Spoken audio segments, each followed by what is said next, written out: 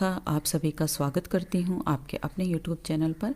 आज की वीडियो में आप जान पाएंगे कि प्रदोष व्रत में क्या खाएं क्या नहीं। प्रदोष व्रत का पारण हमें कब और कैसे करना चाहिए। प्रदोष व्रत रखने वालों को किन बातों का विशेष तौर पर ध्यान रखना चाहिए।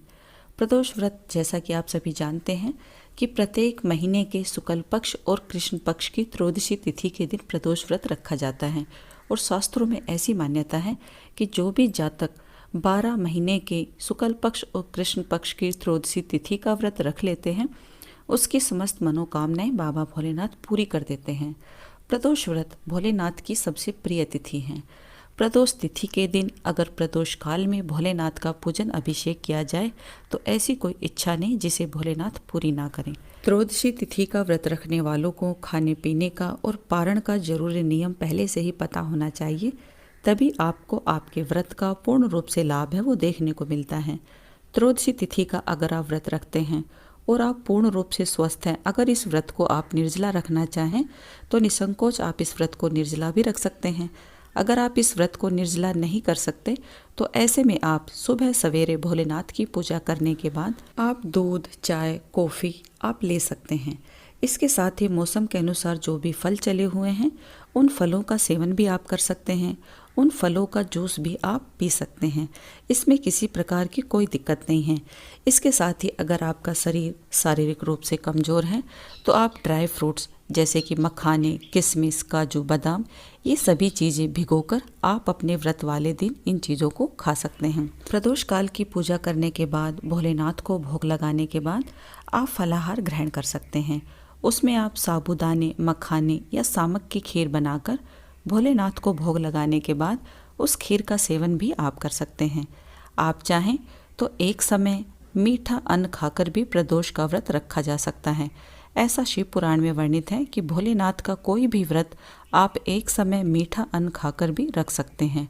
तो जैसी आपकी इच्छा हो आप उसी के अनुसार प्रदोष का व्रत रखकर आप अपने व्रत को पूर्ण करें। कोई भी व्रत हो, व्रत हमेशा हमें अपने शरीर की क्षमता के अनुसार ही करना चाहिए।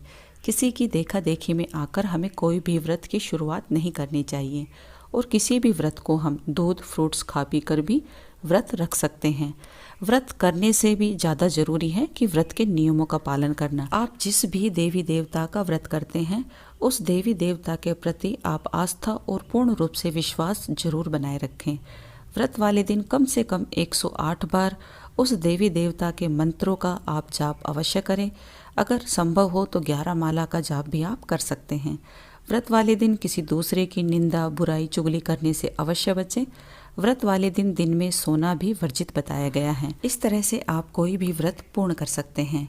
और कोई भी व्रत करते हैं तो रात्रि के 12 बजे के बाद आप अपने व्रत को नहीं खोल सकते। मेरे पास कमेंट्स आप में से ही आते हैं कि दीदी 12 बजे के बाद हम व्रत को खोल सकते हैं, तो आप रात्रि के 12 बजे के बाद अपने व्रत को ना खोलें। कोई भी व्रत आप करते हैं तो व्रत का पारण अगले दिन सूर्य उदय के बाद ही किया जाता है।